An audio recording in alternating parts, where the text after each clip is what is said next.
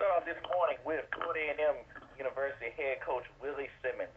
Florida A&M was off this past Saturday and will return to action with a home matchup versus Morgan State. Good morning, Coach. How you doing? Hey, good morning. Doing well. Coach, talk about the bye weekend and what did you accomplish on and off the field? Well, I thought the bye week came at a perfect time for us as a program. Obviously, with the effects of Hurricane Michael, it gave us a chance as a football team to get out and help the local community. And did a lot of community service, handing out waters and food to local residents that have been affected with no lights and power. So really good week for that. We had midterms last week in the classroom, so it gave our guys a chance to really focus on the academics and not have to worry about practicing as much and meetings and things of that nature. Obviously, anytime you have a bye week, you want to get some guys healthy. And, of course, Ryan Stanley's been pretty beat up the last few weeks. Chad Hunter, obviously battling some injuries as well. And so it gave us a chance to really rest a few guys.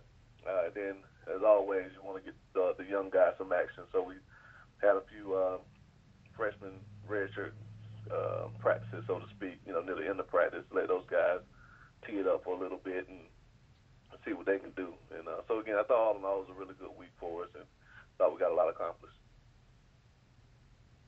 And this week, Morgan State coming to town, and Morgan State is proven to be very physical, especially on the defensive side of the ball. So just talk about the Bears and what do you see on film that concerns you?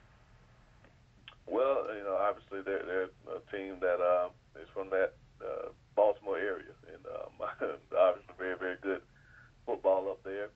A lot of tough football, hard-nosed football players come from that area, so we know they won't be intimidated by us.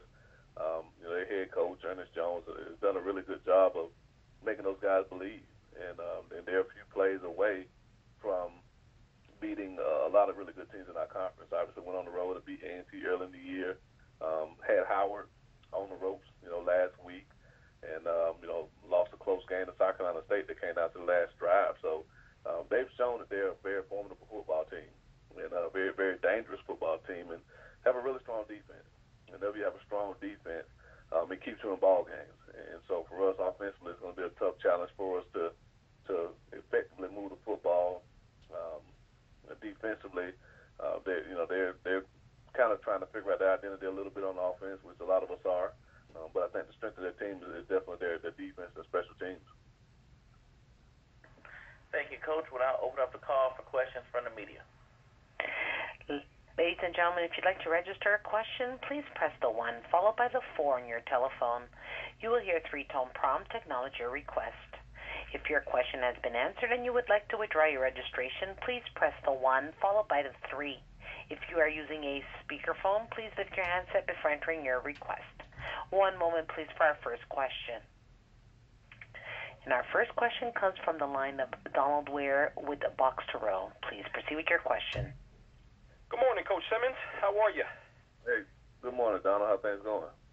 Doing pretty good. The schedule is what it is, but, coming off the win a couple of weeks ago against A&T, would you have preferred to play the next week, or did this bye kind of come at the right time? Honestly, I think the bye came at a perfect time. Again, the Meac's a very physical league, and we've gone through 4 weeks of physical football playing the Meac, let alone my out-of-conference opponents, with Troy and Jackson State, who's always one of the most physical teams in the SWAC. So I think we needed to rest. We've been getting after it pretty good for about 8 weeks, and you count camp. Since August 1st, we've been at it. So I think it gave us a chance to just kind of unwind for a second, take a deep breath, and really kind of regroup going into this home stretch. And played a lot of good football, but obviously we know we have to continue to play that way. So it gave us a chance to really kind of step back and look at ourselves, do a really good self-scout to kind of see what our tendencies are. What have we done well over 7 weeks? What have we not done? What do we need to work on over 7 weeks? And so it gave us a chance to really study ourselves for a change as opposed to trying to prepare for opponents. So I think bye weeks are always positive, and I don't look at them as a negative, taking you out of your rhythm, because we were able to get back into our normal game routine this week. So I do definitely think it came at a perfect time. With Ryan Stanley Stanley, you talked about him being a little bit banged up, so obviously the bye week comes, at the right time for him. How has he been able to heal? What are some of the nicks and nags that he has, and how healthy do you feel like he is coming into this week's game? Well, he's got basically a bone bruise, and obviously with that, the only thing that heals that is rest. And so gave him the whole week off pretty much to he was there and did a little bit of individual and threw some routes on there and things of that nature, but kept him out of the team stuff to try to let him heal a little bit. And he's doing relatively as good as he can do, with his deep bone bruise. So we may hold him today. We're back in pads today, so we may hold him today out of the physical part and try to get him closer to game ready. And he's shown that he's a gamer. I mean, he's been a 3-year starter here, so I think if anybody can maybe miss a day of practice or so, it'll be Ryan Stanley. But I think he'll be close to being 100%, hopefully by game day, because we definitely need him to be hitting on all cylinders against a very, very good Morgan State defense. And then lastly, I sort of, in talking with you a couple of weeks ago, maybe got the feel, and I could be wrong, that, maybe Stanley was sort of up and down a little bit. I mean, I think if you look at the numbers, they're pretty solid. But what are your thoughts on him overall this season, especially factoring in the game against A&T, and particularly how he played in the second half? Well, I mean, he's shown that he's definitely an unquestioned leader, and his toughness has never been in question. And he's a tough kid. He's dealt with a lot of adversity, being here at FAMU, and for all intents and purposes, he's handled it pretty well.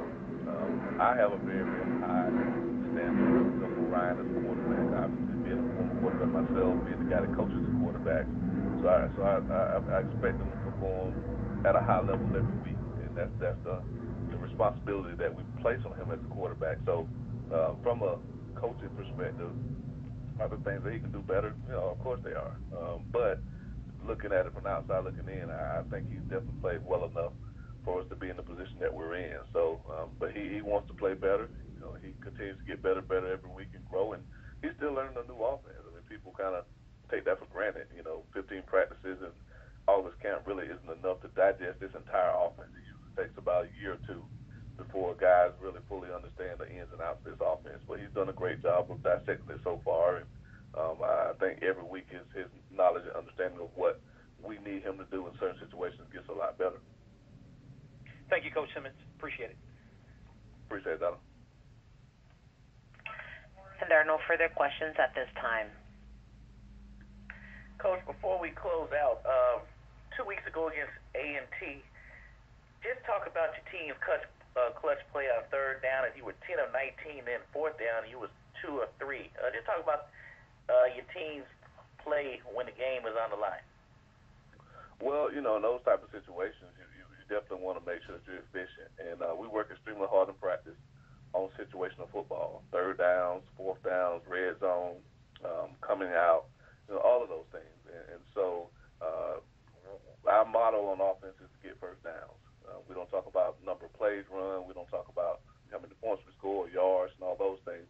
We talk about getting first downs. And we understand to get first downs, we definitely have to be efficient on third down. So the guys did a really good job of converting those third downs. A lot of those were in critical situations.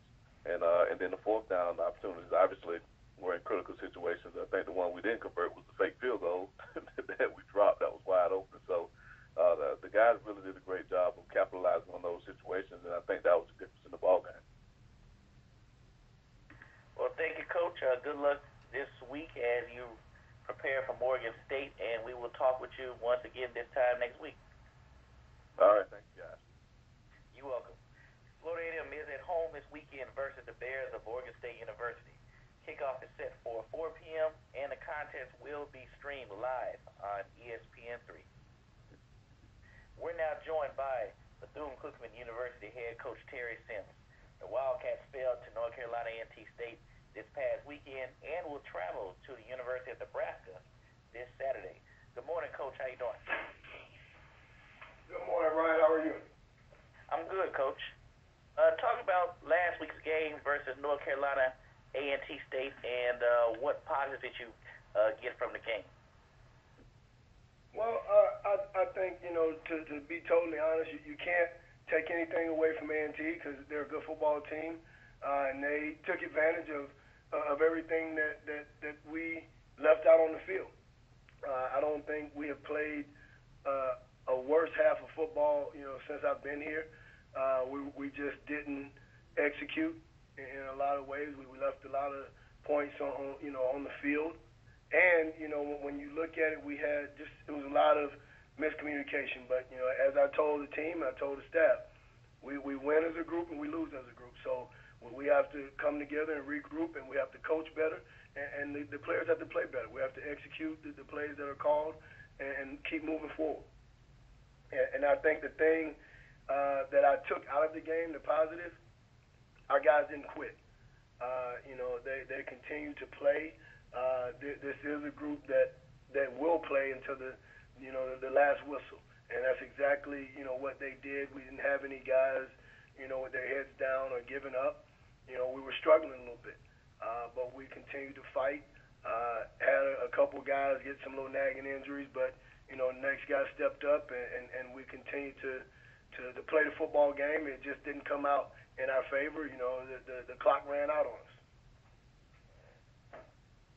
Well, this week, Coach, you traveled to Lincoln, Nebraska to face the Cornhuskers for the first time in school history. Talk about playing a team such as Nebraska, and what is the mindset in terms of shifting, especially in the mid-season, from a heated conference contest, which you're coming off of, to a non-conference contest at a team such as Nebraska?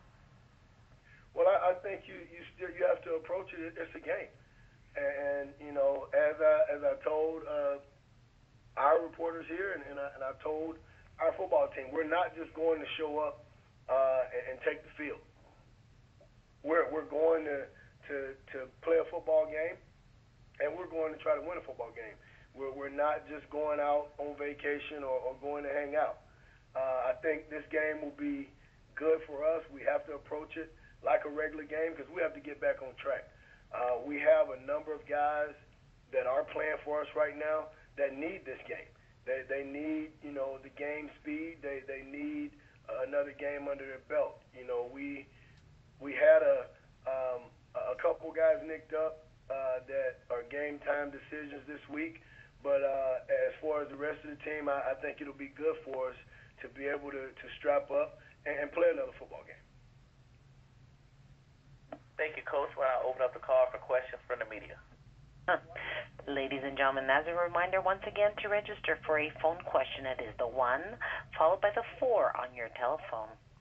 One moment, please, for our first question. And our first question comes from the line of Donald Ware with Box to Row. Please proceed with your question. Good morning, Coach Sims. Good morning, Brother Ware. How are you? I'm doing pretty good. Hope you are. Licking my wounds, but I'll be fine. Okay, understood. So how did this come up? How did the game against Nebraska come about? Can you kind of talk about that? Well, they lost a early season game because of the storm, and the team that they lost, the game to, they couldn't get together on a date. The only date they had was the date of both of the teams' conference championship games. It was way too early in the season to, know if either one of the teams would be involved in that. So they had to move on. And we had a relationship with Coach Frost and his staff when they were in Central Florida. So they called us up and asked if we would be interested in playing. And after we talked about a few of the details, we turned it over to our administrators, and they finished the deal. And so I think Ryan asked this. You may have touched on it a little bit, but I mean, does it because it's an out of conference game and against a big opponent, sort of in the middle of conference play. So does that, how do you prepare your team, for playing an out of conference game against a big school when you're in the middle of conference play? I think you just got to go out and play football. I mean, when you're a competitor and which I do believe that this football team, every guy that's on this team, they are competitors. They want to play. It doesn't matter who it is. This is what these guys do. They play football. So we don't have a different mindset. As I said earlier, I think we have a lot of guys on our team that would benefit from this. We need to play. We have a lot of guys that are, playing for the first time this year. And, they've been on the team for, a year or two, but they haven't played. And I think this will give them, a little bit more experience. They're playing a team that will have some good team speed. And I think it'll be a great experience for our football team. And I think I know the answer to the question, but still, do you all as a coaching staff still approach it the same way? Because these type of games, it's a bigger opponent and so forth, and you still got some conference games remaining, and still an outside shot at a conference championship. So you all approach it the same way with personnel, how you play, et cetera, not trying to get guys hurt, that type of thing.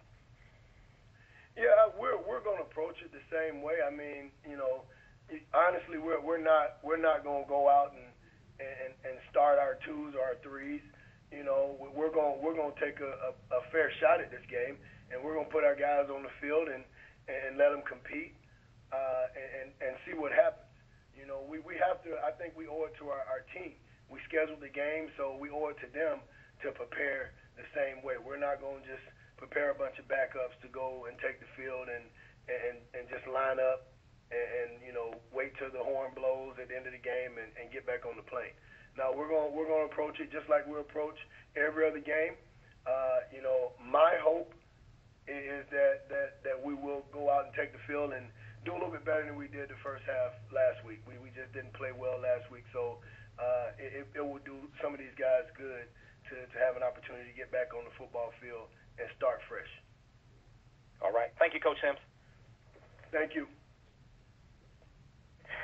Our next question comes from the line of Melvin Beal with Inside Sports. Please proceed.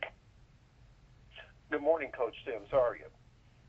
Good morning. How are you? I'm great. I'm well. Obviously, it's a big challenge going up against Nebraska. They've struggled a little bit this year to get their wins. What is it that's your immediate challenge coming from their offense? What do you see there? Well, I think when you look at it, obviously they're going to have, O-linemen that are huge. Those guys they're doing a good job right now. I think they're kind of starting to figure it out on which way to go. But they have two running backs that run the ball well, and they have two receivers that do a great job of extending plays, after the catch. So we definitely have to know where those four guys are. And the young quarterback they're playing right now, he's a definite threat. He does a lot of good things with the offense that they're running right now. I think he's starting to get the feel for their offense. He's making a lot of plays with his legs, but he's pinpoint with throwing the ball. So I think they have some weapons, and like I said, they're starting to kind of figure it out. So we just have to put a plan together to make sure we have guys in place to stop what they're doing. And speaking of that plan, obviously your offense is a little bit different. I'm not so sure they've seen an offense like yours. In that plan of attack against their defense, talk a little bit about the challenges on their defense, facing their defense. Well, we're going to run our offense, and we have some things that we see on film that we think we can take advantage of a little bit. So we're definitely going to make sure our quarterbacks are in tune to what's going on the field, and we're taking what they give us. We're not going to go out and try to force anything. I think that's number one. And if you're playing Nebraska or whoever, you play on Saturday or whatever day you play, you have to take what defenses give you, and that's what our offense is doing right now. They're putting a plan together to take advantage of the things that they'll give us on Saturday. Coach, obviously you're going to be going into the stadium with a lot of people in attendance there. You guys don't get to play against that type of crowd. How do you prepare your team mentally to deal with that and keep a focus on what's going on the field? Well, I mean, honestly, around here, we play Miami every other year. We play Florida State. We play UCF. So we played in stadiums with large crowds and a lot of noise. We just keep our team focused on the field. You can't really focus on what's going on around you. We do everything we can to make sure that our guys are in tune to the the task at hand, to what's going on the field. If you're playing in the Meac, the majority of our schools, you have a hard time hearing the Meac games also. It's just not crowd noise, it's the bands. So, we get a lot of practice with week to week, and we had the same thing with our band and A&T's band this week. So I think we'll be okay, just making sure that we use, our signals and we stay focused to what's going on the field. Thanks, Coach. Good luck this weekend. Thank you. Our next question comes from the line of Ty Miller with Power News and Sports Network. Please proceed with your question. Hey, Coach Sims, good morning to you. Good morning, Ty. How are you? I'm good, Coach. Could you provide us any details so far as travel, financial compensation, and whether or not the Wildcat band is involved? I knew it was coming. Well, the financial compensation, honestly, my VP for athletics, Lynn Thompson, he's handling all that. I do know it's a large sum of money. I think the paper said 800. So maybe that's what it is. I really didn't get too far into that once Coach Frost and I decided on actually playing. We turned the financial details over to the administrators because that's a little bit out of my pay grade. So I'm not going to really jump into that. Our travel, we'll take off from here about 10 on Friday morning and fly out to Omaha. That's where we'll fly into, and we'll bus over to Lincoln that next morning. And I don't believe that our band. I don't believe our band has planned on going. We just received some calls last night and this morning. Believe it or not, their fan base is starting a GoFundMe page to bring our band out. But we're gonna let them handle that. I'm not gonna get involved in that. Hopefully it works out. I would love for our band to go. I think it would be great for our band to be out there. But as of now, I don't think they plan on going. But who knows? If this GoFundMe page takes off within the next day, they may just load up and head out. Coach, just being a reporter, and another question to follow with is, can you name any of your players who may have next-level talent, and this game may be good for them getting some tape for the NFL?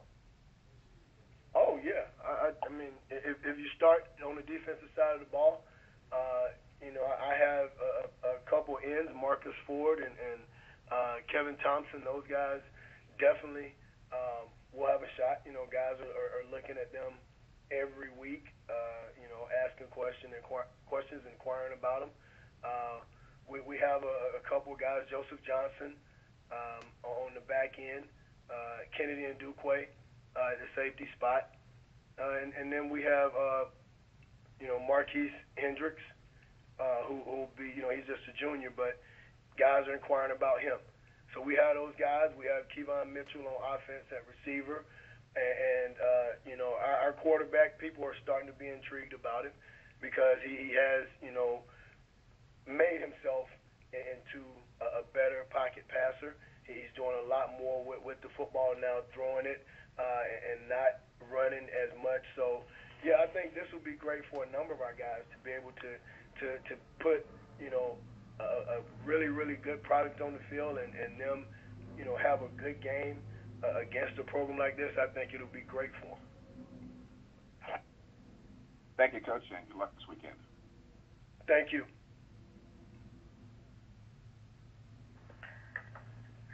Coach Sims, thanks for taking time out and speaking with us this morning, and good luck as you head up to Lincoln this weekend. Thank you, Ryan. Have a good day. You too. Bethune-Cookman will face off against the University of Nebraska this Saturday in Lincoln. Kickoff is set for 12 p.m. as the contest will be shown live on the Big Ten Network. We're now joined by Delaware State University head coach Rod Milstead. The Hornets fell to South Carolina State this past weekend and will return home for homecoming on Saturday versus the Eagles of North Carolina Central. Good morning, Coach. How you doing? Good morning. How are you, Ryan? I'm good, Coach. Talk about last week's game in Orangeburg as your team played a close game. Pretty much, it was from start to finish. Well, we had a good week of practice, good week of preparations. We knew we were going into a homecoming hostile situation down at South Carolina State, and for the first 2 quarters, played a very good football game. Came out in the third quarter, kind of had some turnovers, what really hurt you when you have 2 punt returns, one late in a minute to go, a minute 30 some seconds to go, and in the second quarter, had a punt blocked, and then we had another one blocked third quarter, and then we end up turning the ball over on an interception return for a touchdown. So those are 21 points off of turnovers that really hurt our program, something that we've been trying to overcome all year long. But our maturity, hasn't kicked in yet the way it should be. And, although we had a lot of good things, we still struggled defensively. And but we got a lot of work to do. But I did see some bright spots. We were able to move the ball. We had 410 yards of offense, and had one of our backs had 89 yards, and a receiver that had 94 yards. So we did have some bright spots, but we still have a long ways to go. Thank you, Coach. We'll now open up the call for questions from the media. Ladies and gentlemen, if you'd like to register a question, please press the 1 followed by the 4 on your telephone. 1-4 to register for a question.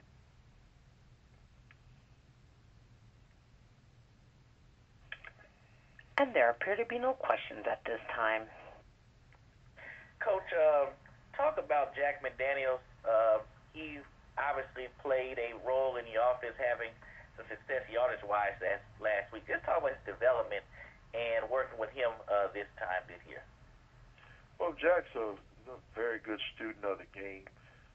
He watches probably more film than any player that we have on our roster. He's always in the offensive coordinator's room, just trying to gain more knowledge of the game. Still, he made some critical mistakes communication-wise with him and a receiver that led to that interception for a touchdown. But he's growing. He's a much better football player than he was when he was a freshman this time last year, and we're looking for good things from him this weekend. And speaking of this weekend, Coach, you don't have to get on a bus and go north or south. You're at home. So just talk about playing at home for the second time this year. Well, it's going to be great. Our kids are looking forward to it. It's homecoming. It's North Carolina Central. They have a very good football team. Their offense runs around their quarterback. He's the key part that makes everything go. He's a two-way quarterback. He can beat you with his feet. He can definitely beat you with his arm. So we're going to have a time to try to slow him down and prevent him from doing the things he likes to do. And then defensively, man, they're just flying around the football. Everywhere you look, they're coming off the ball. Their linebackers are flowing. Their D-line are getting after you. So we're going to have to be real physical with them come Saturday and try to get our running game established early in the game so that we can be successful against those guys.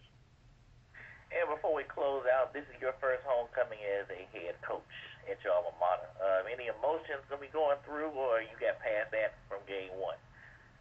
Well, like I told the players, homecoming in this design is made for the alumni, but the football game is the main event.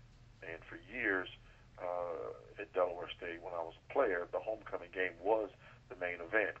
It somehow lost its luster for part of the last 10 years, and I think the fellowship has become the main event. And I'm trying to reestablish that excitement so that the football game itself is the main event. So I told our guys we can do that with the homecoming victory. We can get this thing reestablished and be the main event for homecoming and please our alumni, please our staff. And we definitely want to get a homecoming victory. We definitely want that first victory right now. Guys realize that we're so close to getting it, and we're going to break through this year at some point. We're going to break through and get that victory. We just got to continue to stay the course and stay faithful to the process. Well, Coach, thanks again for speaking with us, and good luck this weekend, and especially trying to get your homecoming back to what you remember. Yes. Thank you, Ron. You have a good week, buddy. You too, Coach. Delaware State will head home to face the Eagles of North Carolina Central this weekend for a 2 p.m. kickoff. The contest will be shown live on ESPN3.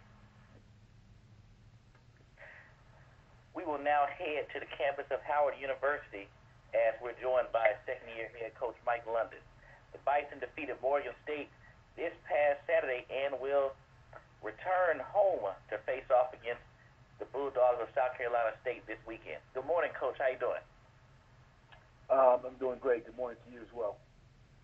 Coach, recap last week's game as your team overcame a fourth-quarter deficit to capture a big win over Morgan State in it almost sounded like winter conditions. It was.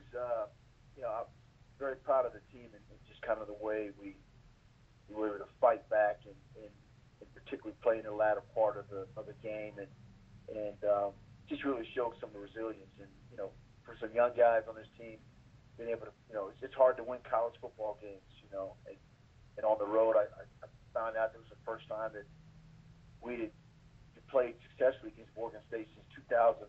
So there's some positive things. Obviously, there's some things that were glaring that we need to take care of, but the ability to get more turnovers, 2 fourth-down stops, score. Brian Cook made a great play on an interception for a touchdown, and also probably the play of the game is when he was running, they were getting ready to score a touchdown, and he knocked the ball out on the 1-yard line. The ball went out of the end zone. It was a touchback, so that saved a touchdown there. So I'm just proud of the way the guys played, and at this point, you're 3-1 in the conference right now, and just feel like you have an opportunity to still continue to play for something. So we're thankful for that. And now our sights are turned on our homecoming game this Saturday against South Carolina State. But we're back at work and ready to perform once again. And speaking of performing, Coach, it seems like this is a broken record each week. I got to repeat, but youngsters coming through, especially on defense. Did you, as a head coach, do you even expect some of them to play this big this early in their careers, or is just a point, like you said, each day to get older and birthdays help? Well, I mean, it's a hat goes off to the staff in terms of going out and identifying young men that have an athletic talent. Obviously, to get into school here, there's an academic talent, but to have an athletic talent like a lot of these young players that we have playing, and being recognized, for the play, not only conference-wise, but nationally. So you want them to get older, and the strength coach is important to them, but at the same time, when you have a chance to play young, talented players, then the only way they get better is they keep on playing. And so we've had quite a number of guys being recognized, for their play on the field. So that's trying to build something and trying to get players in the right position and create an atmosphere that you want to be able to compete, on the field for championships. And so that's what's happening right now. We still have a ways to go, but at the same time, as you alluded to, there are a lot of really good young players that are good kids, but really good players as well. Thank you, Coach. We'll now open up the call for questions from the media.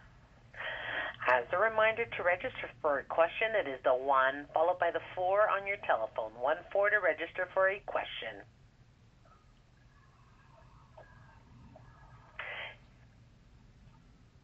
And our first question comes from the line of Phil Schoner with Sports Fever Television Network. Please proceed. Coach London, when looking back at that Cook play, is that a play you'd like to show every person that's ever played football? I mean, as far as not giving up on a play, and I thought that was just a phenomenal play to be able to track that down, and really was the play of the game. Yeah, I tell you what, it's probably, I've been coaching for a while, it's probably one of the better individual plays in terms of just all-out hustle and effort, and how it just changed the whole trajectory of the game. The great thing about that, we call him Cookie, but Brian, he does that in practice. I mean, he will run all the way to the last second, his effort is relentless, and it's contagious. And so when you show things like that about the play is never over until it's over, he epitomizes, what it looks like to give unbelievable effort.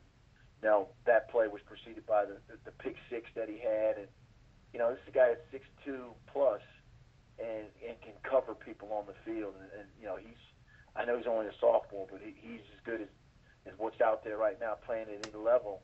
And but like I said, a lot of these guys are even better people, better persons.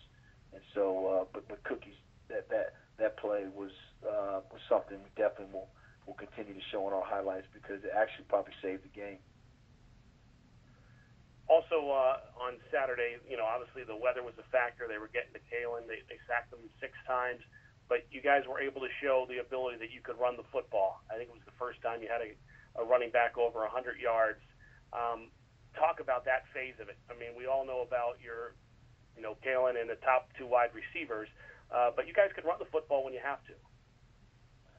And that was critical, because you're right. I mean, there was a time there where all of a sudden, winds were blowing, swarming all over the place, and it made throwing the ball that much more challenging. But the ability to run the ball, and Dietrich Parsons was our player of the game, and this young man that's a walk-on that played, and it really showed himself to be a young man that understands, if you're going to jump cut, where you do it, you're finding the holes, and it was important that the latter part right there, that the ground game be established, because the weather became such a factor. So it's good to have that you can throw the ball to Ezra and Kyle Anthony, and you can use Kalen's legs, but at the same time to have our running backs are running backs by committee, with Isaiah Crute, who's out for the season now because of a knee injury.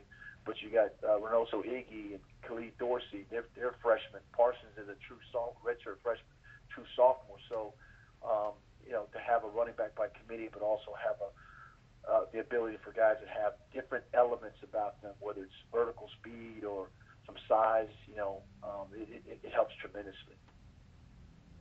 Final question for me, Coach. The concerns of South Carolina State coming in. Coach Pough, I'm sure he'll have his guys ready. What concerns you most about Saturday's homecoming game? Well, I mean, number one, I have a tremendous amount of respect for Coach Pough and his coaching career and what he's done and where he's been.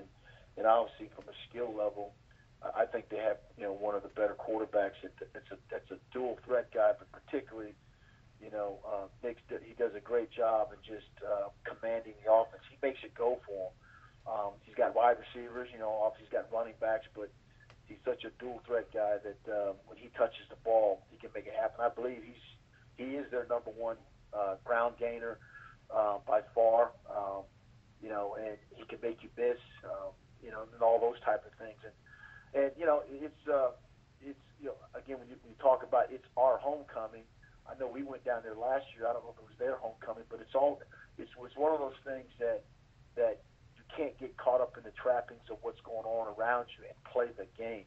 And this is a good football team that's been in their conference games that they've played. So we're going to have to remain focused, not get distracted, and just take care of ourselves and continue to do what we need to do to get better as a football team.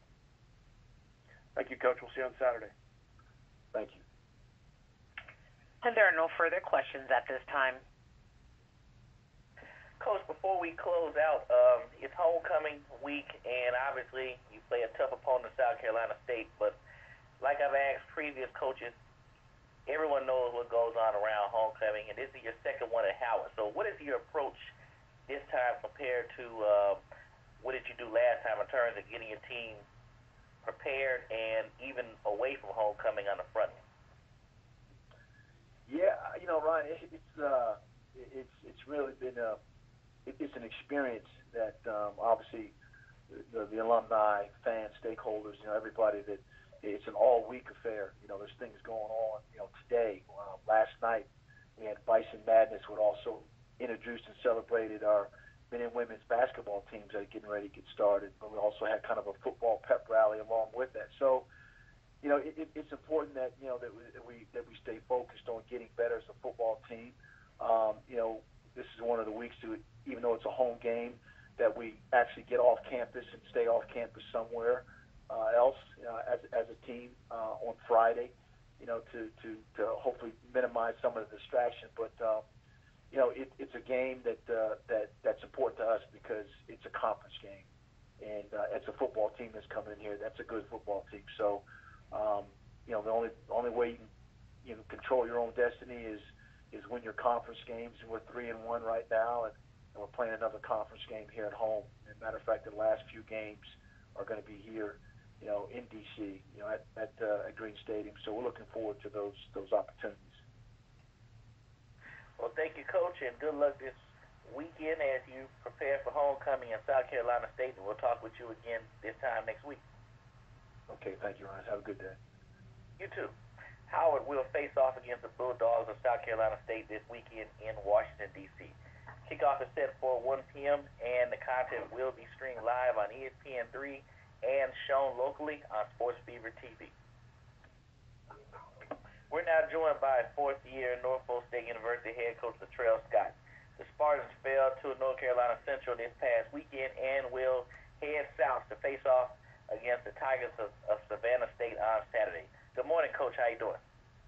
Good morning, Ryan. How about yourself? I'm good, Coach. Coach, recap last weekend's game versus North Carolina Central, and what stood out once you got a chance to go back home and watch the tape? Well, you have to credit Coach Eastman and his staff. They put together a great game plan on both sides of the ball. We made way too many mistakes, and we didn't play well enough to win, and the score reflected it. We spent the bulk of the day in third and long on offense, and didn't play well enough to win on defense in the second half. And we turned the ball over the last two ball games more than we probably have since we've been here as a team. But we remain optimistic, and we've got to cut the number of mistakes and penalties and things that we're doing to cause negative reaction from us, and get ready to go down and play a Savannah State team that's beaten us the last 2 years. And coming off an emotional contest this past weekend, when you're getting ready for your next opponent, which in this case is Savannah State, do you even try to look back in the rearview mirror, or you have to look back in order to correct the mistakes like you mentioned that occurred?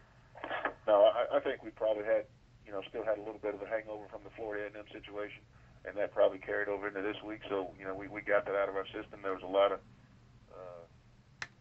tension around here on, Saturday night, Sunday, and Monday. But, we wiped the slate clean this morning, in regards to our Tuesday morning meeting, and told the guys that we need to go 1-0 this week. It sounds cliche-ish, but, this was a team that was 3-1, 2 weeks ago, and, on the cusp of doing something special. And we're trying to let our guys know that we still have the opportunity to have a special season, and we just need to get ourselves back on track.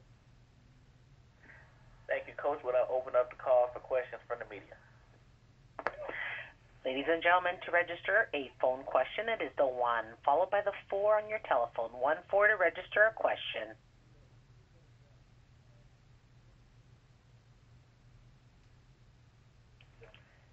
And there appear to be no questions at this time. Coach, at your press conference this past Saturday, you mentioned the player, your backup quarterback, and his growth, but you also alluded to that, there's no controversy, nothing like that. But just talk about having the luxury of a backup that can come in and give your team a lift when his number is called. Well, DeAndre's done a great job. He's still progressing. He's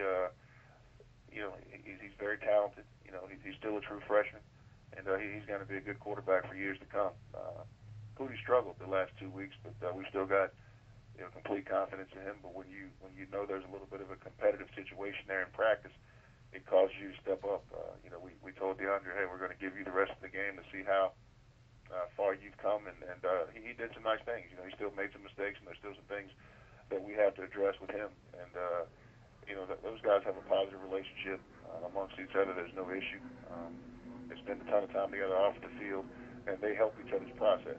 One of Pough's biggest cheerleaders through his struggles has been DeAndre, and when we put DeAndre in the game, Pough was there to kind of support him and make sure that he was doing the right thing. So we've got a great situation at quarterback, and the thing that we've let Juwan know that is, everyone struggles, but and what I've got to do is the head coach to simplify things for him and put him in a situation where he can get his confidence back. And Coach, preview this weekend's opponent in Savannah State, as history suggests, it's going to be a tough, hard-fought game, and especially going down to Savannah. Well, it's always a tough trip, but we have to make sure that we start managing our trip today. Our guys, have got to get the proper amount of rest in between now and Friday morning when we leave. It's probably going to be a 7-hour bus ride down there, and we've got to make sure that we're well rested in the week. We can't try to get all the sleep that we need on the bus, but Savannah State's a good football team, and they've only won one game, but they won the one game they won very convincingly. I think Erik's done a tremendous job down there, with the guys going from our conference to leaving the conference. Those kids are playing hard and competitive every week. They've got defensive linemen that can get after you. They've got an athletic quarterback and skilled people that can make plays on offense, and they've been in some games. They've had some penalties just like we've had, down the stretch, which has kind of killed them. And the thing that I've told our guys is, it doesn't really matter what their record is. There are kids on that team that have never lost to Norfolk State, so we're going to have to be charged up and ready to go and be prepared to go down there and handle their crowd and not make the mistakes that we had before. And before we close out, in terms of just making sure everyone is on the same page and a clean slate, how do you kind of block out chatter, like you said, when people say things, and especially dealing with young people? How do you keep their emotions in check and focus on what's ahead? Hey, Ryan, we've gotten suggestions from everybody in the city of Norfolk and the surrounding area about what we need to do to fix our football team. But the thing that we've done as a staff and as a team is just remained vigilant. We've won games here. This is the same offense that scored 50 points 3 weeks ago. Nothing's broken. We've just made mistakes that have led to us struggling a little bit. And you have to block out the noise, because if you listen to the noise, I don't care if you're 40 years old like me or you're an 18-year-old kid, it can get to you if you let it bother you. So, we've just challenged our staff and our team to remain focused, and we're going to continue to work hard and put a better product on the field this week. Well, Coach, we appreciate you taking time out and speaking with us, and we'll look forward to speaking with you again next week. And good luck as you head down south to Savannah. All right, Ryan. Thanks. Have a good day. You too. Norfolk State will return to action this weekend as they will travel to Savannah State University. Kickoff is set for 3 p.m., and the contest will be streamed live on ESPN3. We're now joined by Savannah State University head coach Erik Raeburn. Savannah State was off this past weekend and will return to play this weekend as they will host Norfolk State for homecoming. Good morning, Coach. How you doing? Good morning. Coach, talk about what took place during your open weekend and what was accomplished on and off the field. Well, yeah, on the field we tried to, work on some of the areas of our offense and defense that we've been struggling on. We did some scrimmaging, some certain game situations, to try and hopefully perform better in those situations moving forward. And then maybe just as important, we tried to give them some time off on Friday and Saturday to rest and get their bodies feeling good. So hopefully we'll have a great week of practice this week. And based on your past experience at Savannah at this point of the season, which is pretty much 2 months in, what is your focus on preparing your team for the back end of the schedule, which we know can make or break your record? Yeah, obviously, it's a little different with each guy. Some of the older guys, just trying to, make sure that they kind of know what they're doing.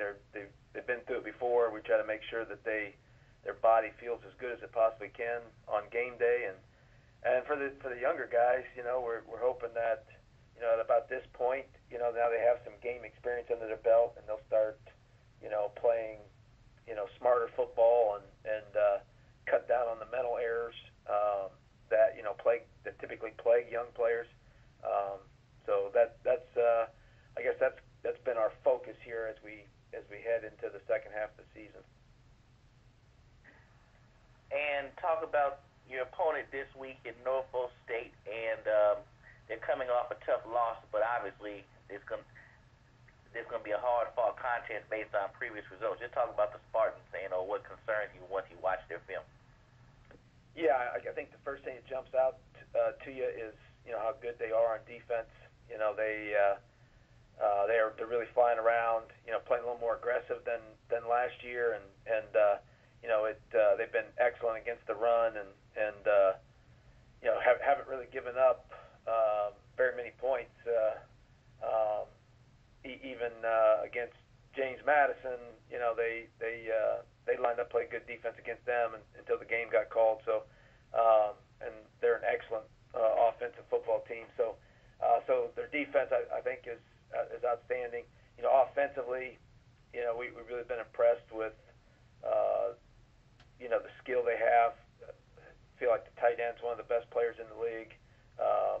Obviously, the receiver has been all conference already. He's a dynamic return guy as well. So we feel like they got great skill, and it'll be a challenge for us to try and slow them down. Thank you, Coach. When I open up the call for questions from the media. As a reminder, once again, to register a question, it is the 1 followed by the 4 on your telephone. 1-4 to register a question.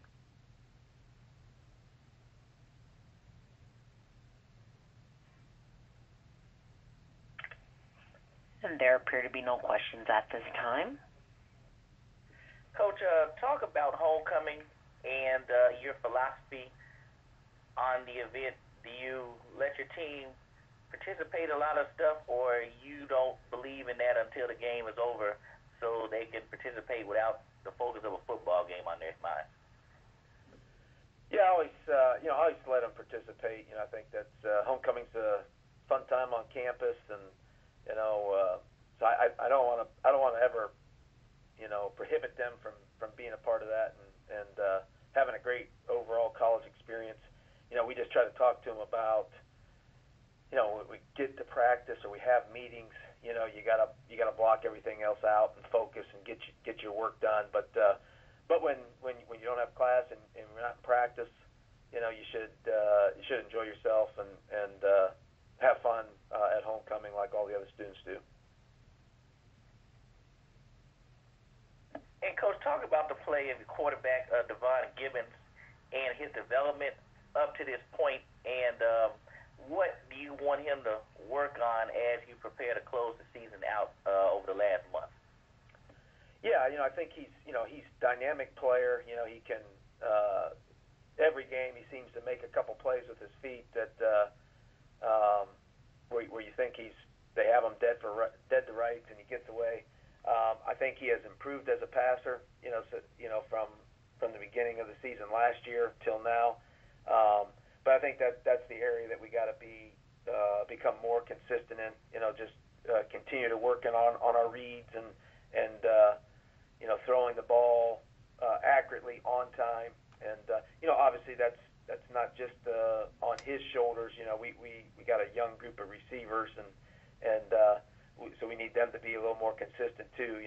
Sometimes it's easy to point fingers at the quarterback, but when you turn the tape on, you see, geez, he ran the route 2 yards shorter than he was supposed to, so that's why the ball was high, So little things like that, that all the guys have to improve at if we're going to be, more efficient team offensively. And defensively, one stat that stands out is your pass defense. You rank second in the conference in pass defense. Just talk about your secondary and the reason your team ranks that high. Yeah, it's a little surprising. We've given up a pretty high completion percentage, but we've done a good job of getting our hands on the football, and I think we have 4 or 5 interceptions right now, and certainly we've given up a couple big plays, but for the most part, most of the completions we're giving up have happened in front of us, and we've run up and made tackles. So I've been happy with the progress. Obviously we feel like we've made some mistakes defensively, but we feel like we're getting better on that side of the football, and I imagine a big part of that is we do have more experienced guys in the secondary than probably any other level of our defense. So hopefully those guys will continue to play well. They'll be tested this week for sure, but hopefully we continue to play really good against the pass. And before we close out, Coach, this is your 3rd year at Savannah State, and can you kind of reflect on, from especially your first year to where you are now in terms of developing a program, and obviously what does it take to get everyone to buy in to a philosophy change? Yeah, it's difficult. It's hard to change the culture around your team, and I feel like we're getting there. The level of commitment, the work ethic in the off season. Maybe the biggest sign is our APR score. When I got here, I think there was 30-some guys that were ineligible at the time and had to go to summer school and everything else.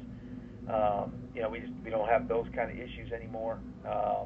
But we gotta continue to develop on the field and keep getting better, and and start trying to figure out a way to win these games instead of we kind of figured out how to be competitive, but now we got to figure out how to win the games, and we haven't done that as often as we'd like, for sure.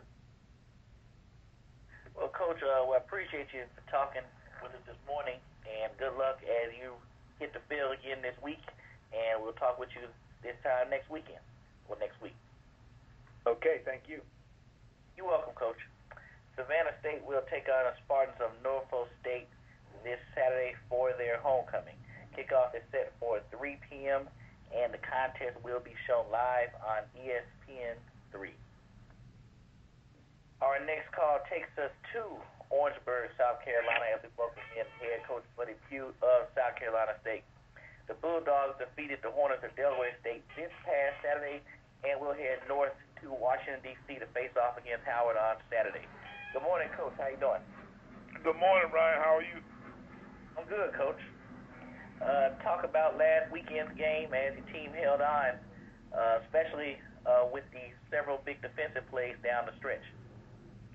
We did, Ryan. We got a interception for a touchdown late in the game that kind of sealed the game for us. But, we go a full half. Well, actually, it was our homecoming. And the first half, most of us played in the rain. We had a big downpour right at the beginning of the first half. And so we go through most of the first quarter, I think, with it raining. And at that point, we just trying to just kind of jostle back and forth between us and Delaware. We get a break at the end of the first half. We're nothing into the latter parts of the second quarter. And we get a block punt down close to our goal line and get it in for a score. So we're up 7-0 at the half, and then we get out the second half and get another score. And from that point, it almost looked as if, we decided to, kind of let our guard down some, because from that point on, we didn't play nearly as well defensively as we had earlier. And now Delaware had a good way to do that, because they've got a nice little plan where they can, take advantage of all of your weaknesses and what have you. on your defensive side of the ball, and they ran the football and had a lot of success from that point on offensively. So we ended up winning the game 20-19, but 30-19, or 30-20, somewhere in that neck of the woods. But you know, it was a tough football game toward the end, and we were fortunate to win. And talk about special teams, because each week Jerome Petaway and is a name that I run across always, and then definitely now you had your punt blocks on special teams. Talk about trying to let folks know how much does special teams impact the game, especially if you're not playing well on offense and defense, but special teams can provide that spark. You're exactly right, Ryan. Sometimes when you can't quite seem to get it going on one side or the other, then a special teams play of some sort can really make the difference in a football game that way. And this past game was a good example of that. We hadn't done very much offensively the entire first half, and we get a block kick, block punt right down there close to our goal line, and that allows us to get it in for a score. Otherwise, I don't know, what our demeanor is going into half. Maybe possibly, tied nothing, and how much different it is, for Delaware State with their, situation being that way. So, we needed to do something that way. Our special teams have given us a boost from time to time. We've had some other problems from time to time on the negative side of the special teams game, but we've got some pretty good experienced players over there. Jerome Petaway played for us his first 3 years and then got hurt last year and redshirted last year, his senior year, so he's back for a 5th year. And it's kind of a blessing in disguise because all the rest of our special teams kids, our long snapper, our kickers, all freshmen. So, he led some stability, to that group, and that helps us a good bit as far as trying to nurse them on through their first year. Thank you, Coach. We'll open up the call for questions from the media. Ladies and gentlemen, if you'd like to register a phone question, please press the 1 followed by the 4 on your telephone. 1-4 to register a question. And our first question comes from the line of Phil Schoner with Sports Fever Television Network. Please proceed with your question. Coach, if you're looking at this week with Kalen Newton, Morgan was able to get to him and sack him 6 times. It wasn't as effective as he usually is. Looking at what you saw off of that, what's your game plan against Kalen? What would you like to see your defense be able to do to slow him down? Well, we'd like to be able to do what Morgan did to them. It's just that we hadn't done what Morgan's done to anybody else all year. Morgan's got sacks on top of sacks. I think we may have 3 or 4, for the entire year. So, we won't definitely be able to, get to him as often as those guys were. But, we'd like to try to figure out, how to defend him. He's probably the best player right now in our league. Can run it about as well as he can throw it. I don't know if you can put too many eggs into the pass rush basket because the guy is a tremendous option quarterback. He's a tremendous operator of his entire offensive approach, and he's almost like having a coach on the field. So he's one of the better one of those I've seen in this league in the time that I've been here. We hold on for dear life, just trying to see if we can get it slowed down. With your quarterback, Nick, how has he grown as far as it seems a lot is on him offensively to make plays? But he seems to relish in that. He seems to enjoy having the football in his hands and trying to get that Bulldog offense to move.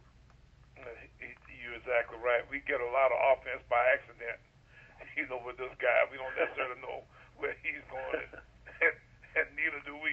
So, it's a pretty good thing at times, but now you got to take the bitter with the sweet, one of those kind of situations because it does come off the tracks from time to time. Final question for me, Coach Pough. Just the youth of your team. You've been around for a long time. Is this a challenge, coaching these babies to get them going? To give them some experience. I guess it gets easier each week, but I can't imagine all the youth you have on the field. It must be a challenge to and you have to get a lot done during the week to get them ready for a Saturday game. We do.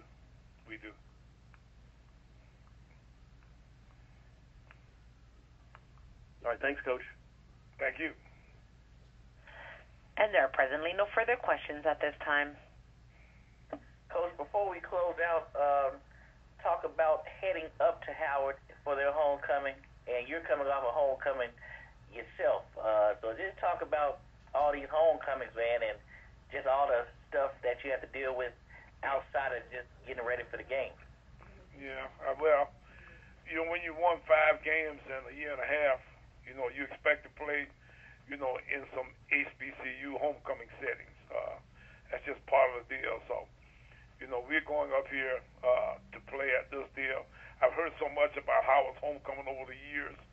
I'm kind of looking forward to it. I just want to go see what's, the big deal. I see people on TV, people in the movies, all kind of people talking about Howard's homecoming. So, it's our opportunity. I can put that on my bucket list of things I've had an opportunity to do, and hopefully we can find a way to get a little success while we're hanging around there. And Coach, I understand. I hear the same thing. So, Is that right, Ryan? Have you been? No, sir, never been. But I don't rank. Well, you ought to come over and join us. We might go out and get a doggone rib or something. Hey, look, we'll have a discussion later, Coach. But okay. Talk about Scott Robinson. He's been consistent on defense at past few games, and who is he, and what does he bring to the table on the defensive side of the ball? Scotty Robinson is one of our freshman defensive backs. He's a safety for us. He played at South Point High School up in Rock Hill, South Carolina. That's the same high school that Jadavion Clowney and all those guys played at. And not only was Scotty a good football player, but he was the president of his student body, as a senior. So he's been an all-around good guy that way. And, we're excited to have him. We'd like to try to do some other things with him. We started him out when we got him to camp as a wide receiver, and because we needed some help over on the defensive side of the ball, we moved him over there, and he's done really well. He started for us for the last, I guess maybe 3 or 4 ball games. So, we expect big things from him in the future, not only as a player, but as a great representative of South Carolina State University, and we're looking forward to seeing just how far he can go, in the next so many odd games that we have this year. Hey, hold on, Coach. We have a question that just popped up. Okay.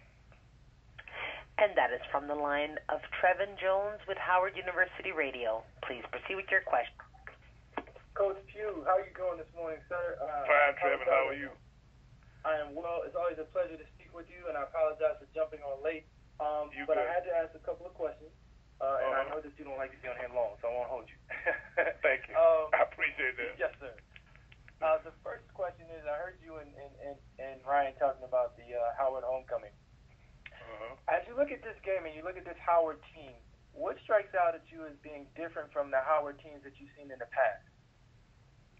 Well, it's the best overall offensive approach in our league right now. And, not only do they have great ideas about what they'd like to do, they've got great ideas of what they've got great people to do it with. And, Kalen's special, Ezra's special, heck, they find a running back somewhere. Heck, I don't know where that daggum number 31 came from. And, he's good. They got yes, sir. They got a large offensive lineman from over at Augusta. That irks me a little bit. They got an offensive lineman from. They got all of the pieces in place.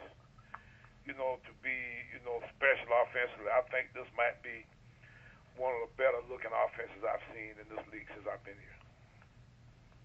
And Coach, usually, and this year is not an exception, your team has always had a good defense, and you've had good standouts on defense.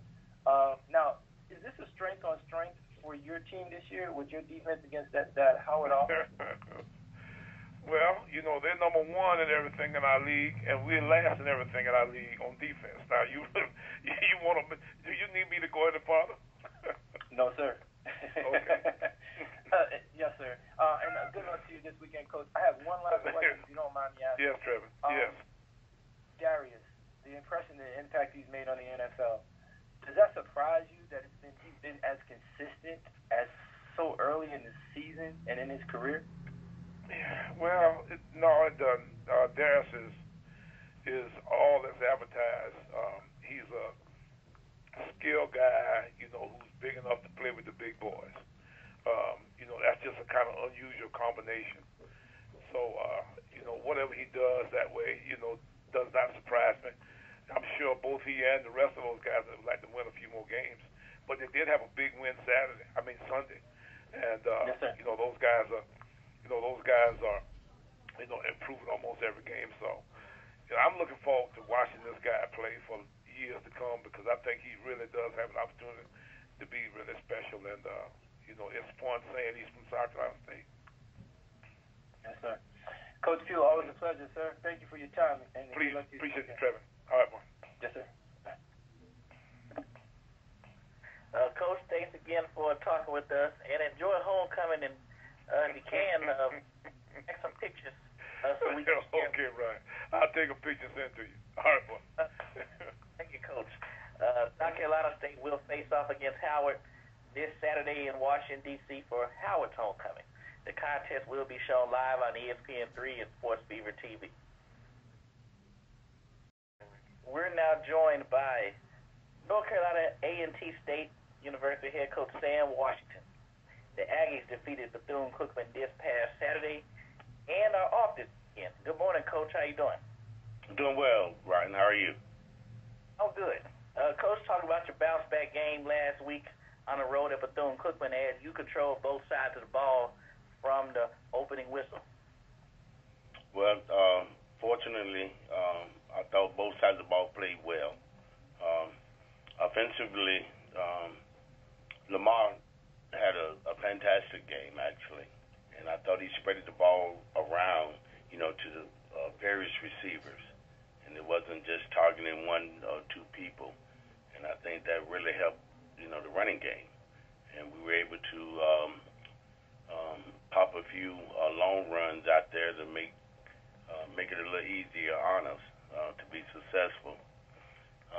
It was a very balanced attack. So, just happy to see that. Also happy to see Elijah Bell. I thought he played very well. He's coming back off of recovering from his foot injury that he has been nursing for quite some time now. So I was happy to see him play at a very high level and contribute as much as he did. Defensively, we were able to stop the run. The major concern going into the ball game was containing Williams, the quarterback. We all know that he's very capable with both his arm and feet. And thought defensively we did a pretty good job keeping him corralled and, not putting too much pressure on him, but putting just enough. And at the, opportune time, I thought we were very selective, when we went after him, and I was able to get to him a few times. Special teams, played a significant role as well. We was able to block a punt, and I think that changed Big Mo and got the momentum in our favor. We were very concerned going into the ball game. Their return games, they have some very worthy and kids that play, extremely hard and gave, very good effort on special teams. And so it was a concern going in. Also the heat, coming, I think when we left here, it was like 38 degrees, and we got down there, it was 88 degrees. And that was a significant difference, and I thought the kids handled that part extremely well also. Thank you, Coach. We'll now open up the call for questions from the media. Ladies and gentlemen, to register a phone question, it is the 1, followed by the 4 on your telephone. 1-4 to register a question.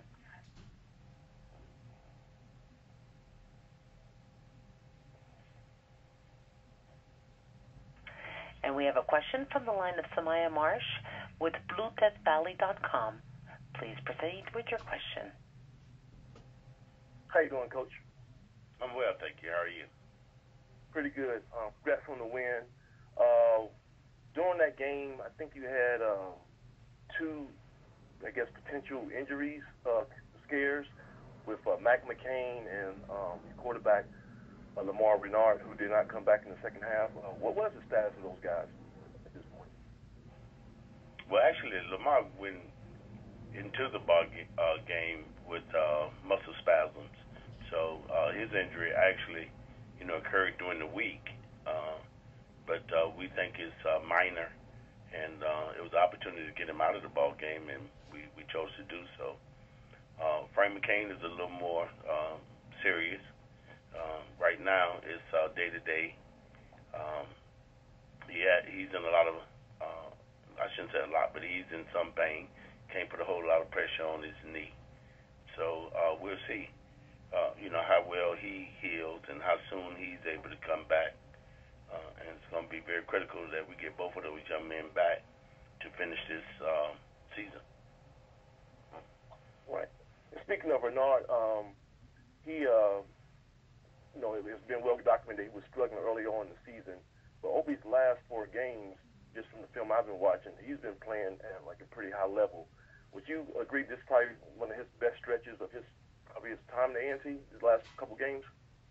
Well, I don't know about the stretch itself, but it's definitely a vast improvement over the first part of the season. As you stated, he was just out of rhythm and just could not get things going.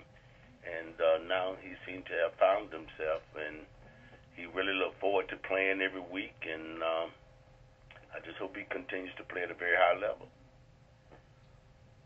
Yeah, I know that you said that Coach Barnett had worked with him on some mechanics. Overall, this offense is really dynamic. It's been spreading the ball around a lot. I know that over this last couple of games, 11 different receivers have caught passes, and your running backs have all very effective. Does Coach Barnett, is this pretty much his offense now? I know Coach Hester left right before the season, but does Barnett pretty much have his stamp on things, just kind of his show at this point? Yeah, I would hope so. Yes, I definitely would say so. And of course, now he's been with us for quite some time now, and and had hands-on with the quarterbacks for the past 3 years. So he know what they're capable of and what they do well and what they don't do, well. And I think he does a fantastic job of preparing them each week. Right.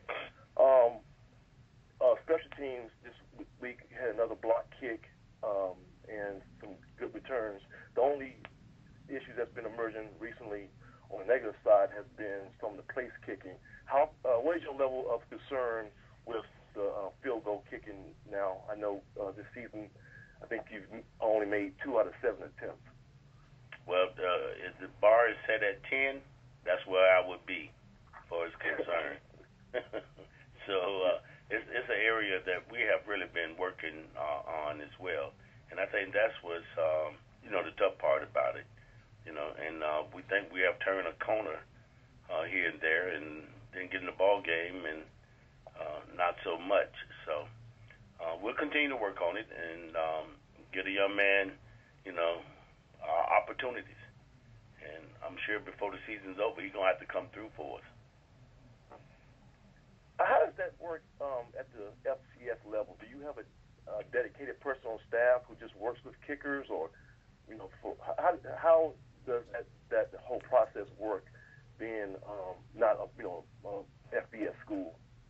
Well, I think each school have their own way of doing things.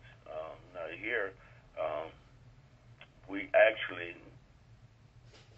put me in charge of the kickers for the most part in the past. I don't know if I want to take credit for it.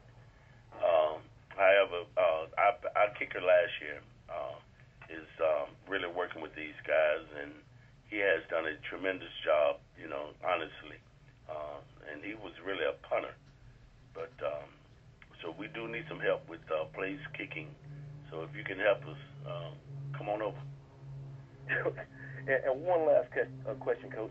What is your personal philosophy on trick plays? I know your predecessor, Coach Broadway, always kept a trick play in his back pocket. He had a Bumbarooski play he'll roll out there every now and then, and a halfback toss when Tariq Cohen was here. He would throw that out there to catch teams off guard. Do you have a certain philosophy on trick plays? Do you like them? Do you think they're unnecessary? What is your approach on that? Well, I think they are necessary. I think it's when is the question. When do you do it? You don't want to cut off your nose in spite of your face, so to speak. And then there are times if I think we're just better than you, I don't see the necessity. You know what I mean? So, hopefully you'll see a trick or two down the road here. Okay, thanks a lot, Coach. All righty.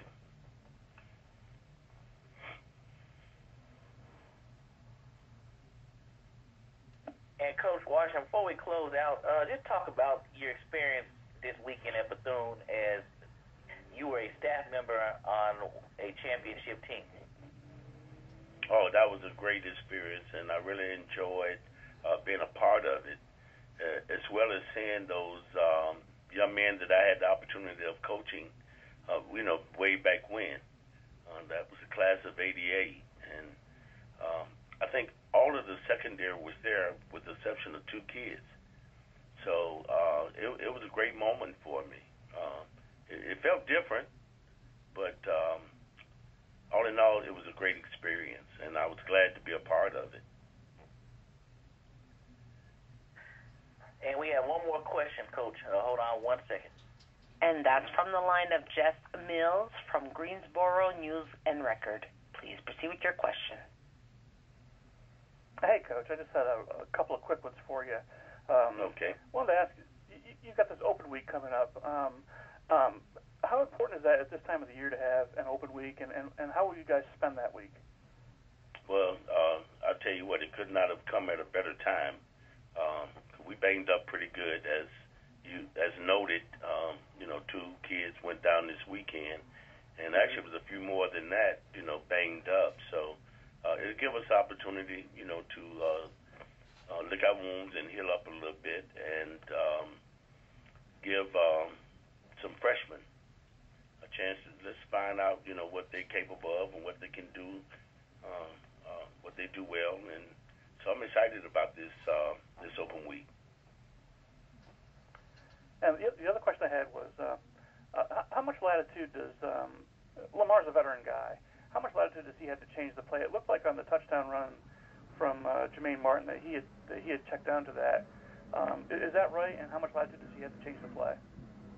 Well, there are some situations that he has the liberty of doing so, but I would say probably about 85-90% of the time, Coach Barnett have been the signal caller.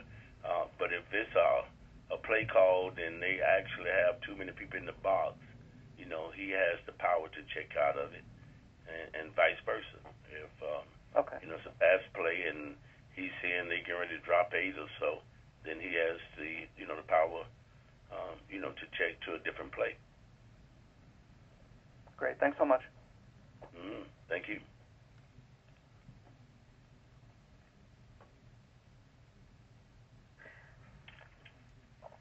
Thank you, Coach, and enjoy your off weekend, and we'll definitely talk with you this time next week.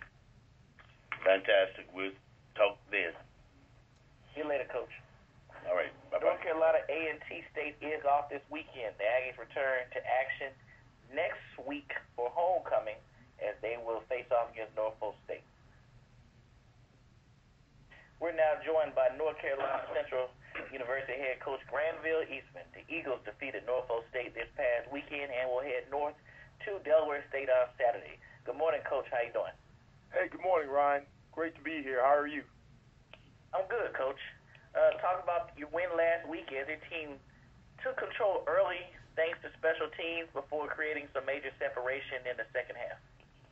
Hey, yeah, it was a great team win. Like I told our players, the thing that I liked most about that victory and that game was that, I thought we did a good, consistent job in all 3 phases. We were not perfect by any stretch at all, but we did a real good job in all 3 phases and in doing what it took to win the football game. So really pleased about that outcome for our players, our coaching staff, and our alumni and our fans. And one bright spot on offense, your running game had 200 yards rushing against a pretty stout Norfolk defense. And then Isaiah Totten had 108 yards. Talk about his play, but also you can't forget the guys up front as your young offensive line is growing up each week. Oh, they sure are. They're coming along and, really just continuing the process from last year. I think one of the underlying things that people may not recognize is really we had two starters out. We had two offensive linemen who were starters, Q Glenn and Andrew Dale, tried to go at the beginning of the game but could not. And so Jalen Barrington and Malik Riddick Reynolds stepped up and did a great job. We've been preaching about trying to run the ball the last couple of weeks, and just, the chemistry or whether guys were banged up just didn't make it right. Isaiah Totten was out there for about a week and a half and could not play, and he really helps to make that thing go. Coach O does a good job with the run game and getting all the pieces to work together. It was good to see that finally come together and kind of work out the way it did in Norfolk. Thank you, Coach. We'll now open up the call for questions from the media. Ladies and gentlemen, to register a phone question, it is the 1 followed by the 4 on your telephone. 1-4 to register a question.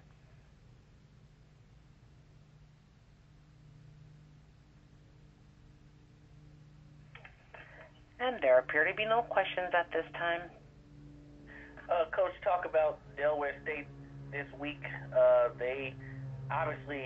They're playing better than what their record may show as a result on the film backs it up. Just talk about going up to Dover and dealing with a team such as Delaware State. Hey, Ryan, you were spot on. I've been preaching to our guys, hey, there's such thing as a trap game. This is it. You all are listening to this, that, the other, and you're listening to the wrong things because we're going into hostile territory. It's homecoming. I see Delaware State, they're getting better every week. They got some guys, Bryson Leon, the running back. I mean, he's one of the best top backs in the entire Meac. He just needs a crease to make things happen. O-line, it looks like those guys are coming along. It's a chemistry thing. I don't recognize a bunch of returners. So Coach Milstead has obviously, got his group, and it's just a matter of time. Hopefully they won't get us this Saturday, but they got talent on the perimeter. They got some length at wide receiver that we're concerned about. They got number 12 kid in the slot who can really move, who can burn. Kevin Conte, the linebacker, is very active. They got some DBs that could play just about any other school in the Meac. So I'm certainly not taking them lightly. We are not taking them lightly. And like I said, with homecoming, they'll be pumped up, ready to play. I'm sure of it. And one thing that's noticed about your team, especially, is the play on your offensive line, but you always have that one standout that's always an asset on and off the field. And this year is your Nick Leverett is with the All-State Award, and obviously he's one of the top linemen in the conference. Talk about having a guy of his caliber to protect you on and even off the field in terms of what he does in the community. Well, yeah, Nick is first class all the way around, and I think that says a lot about his mom, Miss Nicole, and his dad, and the people around him, how they have raised him. And Nick, when we got him, and we saw within year one, even though we redshirted what he was capable of, we knew he was going to be a solid player for us in the Meac. We didn't know whether he would reach the kind of status he has, and that's a credit to him and his hard work. But the thing that's most impressive about that young man is he graduated in 3 years.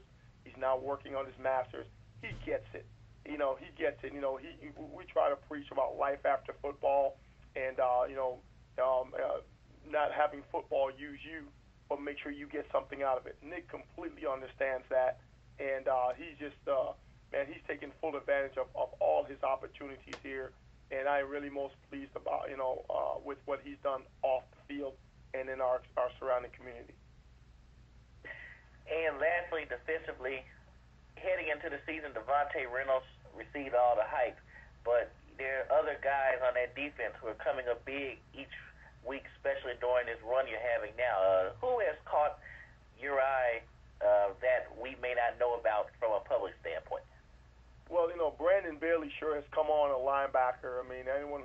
depth chart, they'll know we're really young in that area. You know, we have some young linebackers. We're sprinkling some young defensive linemen because due to graduation last year, D-line and linebackers were our strength last year. And so we've had to replace some guys. And due to injury and just some slow starts, you know, that getting that chemistry right, you know, getting that believing in one another, that has taken some time. And that has made some growing pains, I won't lie. But Brandon Bailey has really come on. Patrick Connor, you know, a redshirt freshman, has come on. You know, Jerome Foster is coming into his own, another redshirt freshman, a linebacker.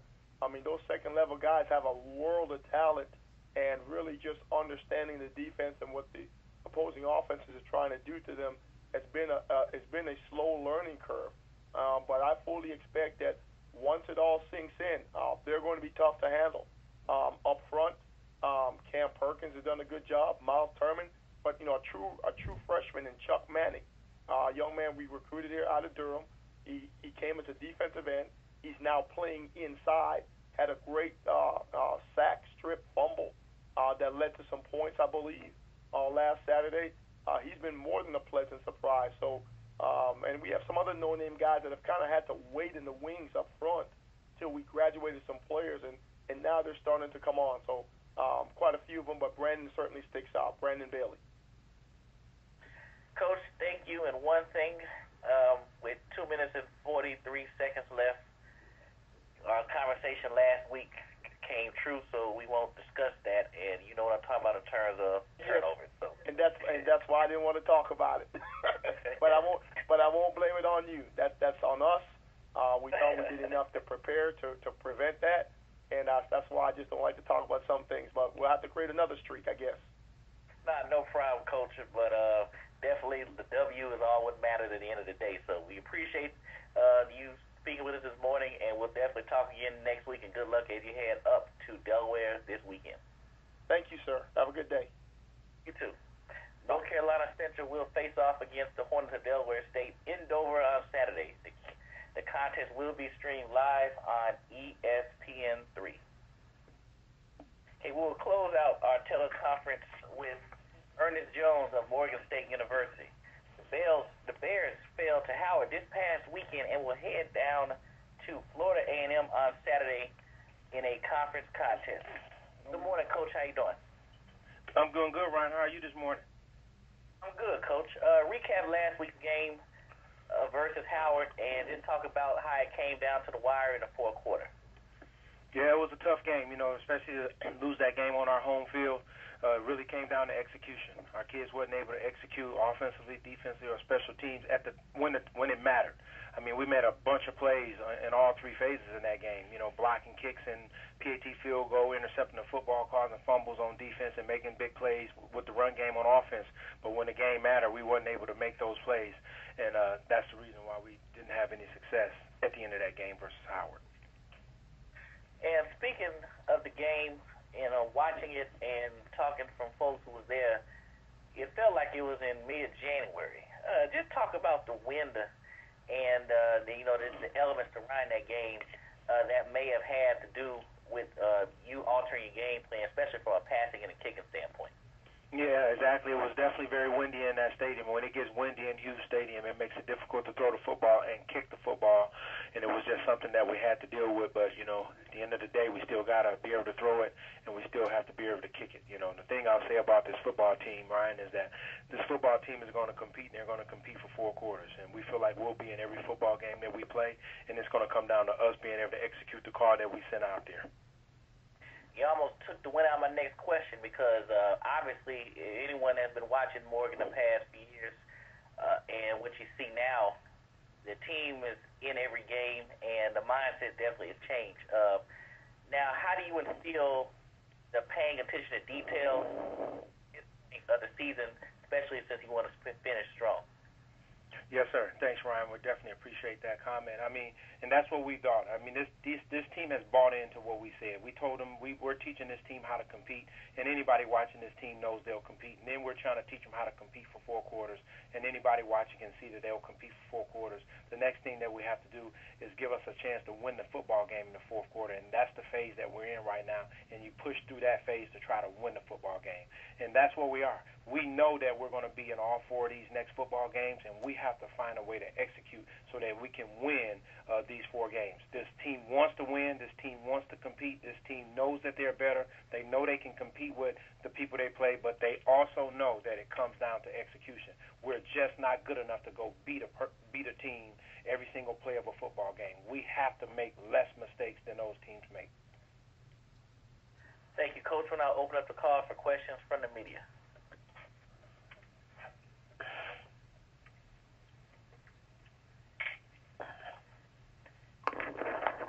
And our first question comes from the line of Ty Miller.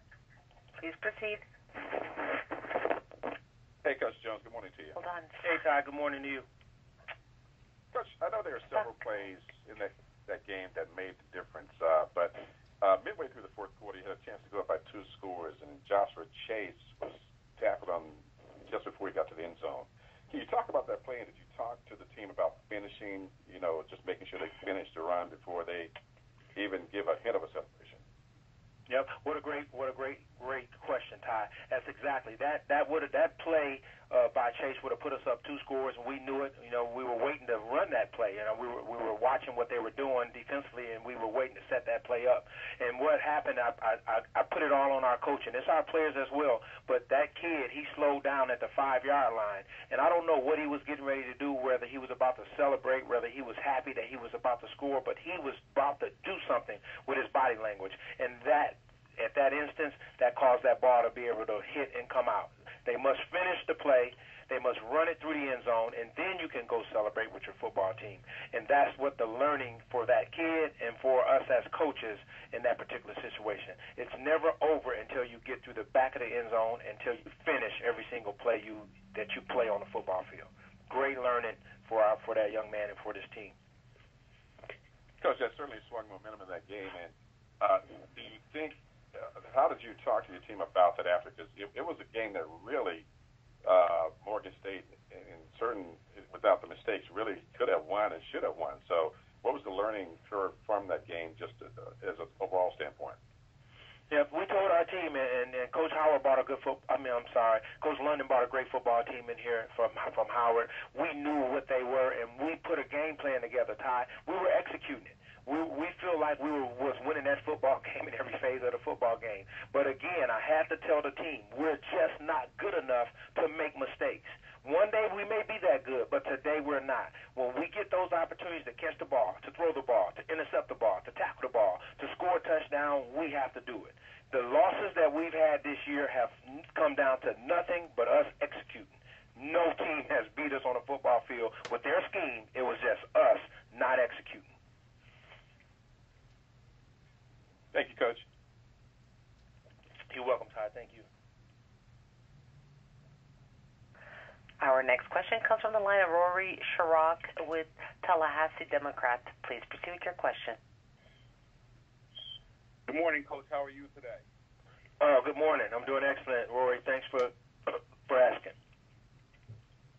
Coach, you and FAMU are the only team to beat A&T this season, really over a year-and-a-half span. Your thoughts on that factor? Is there any similarities between you and the Rattlers? And then your thoughts on the long road trip coming down here to Tallahassee to face the first-place Rattlers? Yeah, I just think that, both coaches, Coach Simmons is a good football coach, well-respected in my eyes. Glad to have him in this league. I just think he put a game plan together that helped his team succeed versus A&T, and I think we put a game plan together that helped us succeed versus A&T because Coach Washington's doing a heck of a job down there, well-respected coach as well. For us to be able to go play against the #1 football team in the Meac, we get up for those type of games. We're excited to be able to go out there and play this football team for 4 quarters. We do believe we'll have a chance to win a football game. We do believe that we'll be in the football game to try to win a football game, but we got to execute. I said, as I watch him on film, that team's good. They're fast. They're explosive. He got playmakers all over the field on offense and defense. The most athletic team that I've seen on tape as we watch this football team. But we're excited to go down there. It's going to be a long road trip. It's tough to find even some housing right now because Florida State's playing Clemson that weekend. So that's going to put us to the side a little bit. We got to try to figure out how to not let that be a distraction and figure out a way how we can stay focused to get ready to go play this football team. Thank you, Coach. You're welcome, Royce. Our next question comes from the line of Melvin Beal with Inside Sports. Please proceed. Good morning, Coach. How are you? Good morning, Melvin. I'm doing excellent. How are you? I'm well. Coach, talk a little bit about this Florida A&M offense. You talked about it being an athletic team, but be more specific about what your concerns is with that offense. Speed. I mean, this is the fastest football team that we've seen. I mean, these guys can run at every position. Their running backs are fast. Their wide receivers are fast. They'll run by you. I mean, you have to be a technique sound against these guys because all their backs need is a little bit of space, and they'll shoot through it and score a touchdown. So it's not just that they'll shoot through it and you can tackle them, they'll get a big play. They'll score a touchdown. Their wide receivers will flat out run by you. I mean, those guys are fast. Those guys can play football. So they're just athletic. And then their linemen, as I watch their defensive linemen, their linebackers, even their secondary guys, those guys don't look like the traditional linemen in regards to size and just big old guys that's going to plug. They're just athletic guys. These guys can move like they look like basketball players out there on grass, and in particular on defense, but they have some explosive guys on offense. So that's what I mean. They can beat you with their speed and their athleticism. Outstanding. Coach, you were talking about building this program here, and I know that you played with Steve Mayer, and you probably used some lessons of playing with him. Talk a little bit how you transferred those lessons to this particular Morgan State team. Yes, sir. The one thing that I tell this to the team all the time, Milton, is that when playing with Steve, you never was out of a football game. I played wide receiver. He wasn't the type of quarterback that would say, come back, come back, come back. He would be pushing his hand saying, keep going, I'll get the ball to you. He could make it happen with his feet. And when we were in college, we had a thing called the Spinks Jinx, where we didn't lose a football game while we're in college at home. So I said that to say there was always a belief that we'd be in the game with a chance to win a football game. That one characteristic is what I'm instilling in this football team as we try to build it. We'll always have a chance to win the game. We'll always be in the football game if you just compete. That's interesting because I think there was a story there about him not dressing for a game in the first half and then re-entering the game in the second. Yeah, that's when we played Valley. We were down. He wasn't supposed to play that game. He was beat up a little bit, and we were down, and we were going to lose our game at home. And we went into the locker room at halftime, and he was like, no, we're not doing this. And he put his shoulder pads on, and he ran out of the locker room, and we ended up beating Valley that day. So, that Spinks Jinx was a real deal. We didn't want to lose a football game, and he put his pads on and took us to victory. So, and that's something that, I always believe we can win football games. I always want the team to think they can be in a football game. I always want the team to trust us that we'll put them in a situation to be in it, as we used to trust Steve that he'll get the ball to us. There was never a receiver or running back on our team that didn't think Meac could get the ball to us. Coach, thank you, and good luck this weekend. Thanks, Milton. I appreciate it. And there are presently no further questions on the phone lines. Coach, thanks again for talking with us this morning, and good luck as you head down south to Tallahassee, and we'll look forward to your call next week. Yes, sir, Ryan. Thank you. You're welcome. Morgan State heads to Tallahassee, face off against Florida A&M this Saturday. Kickoff is set for 4 p.m., and the contest will be shown on ESPN3.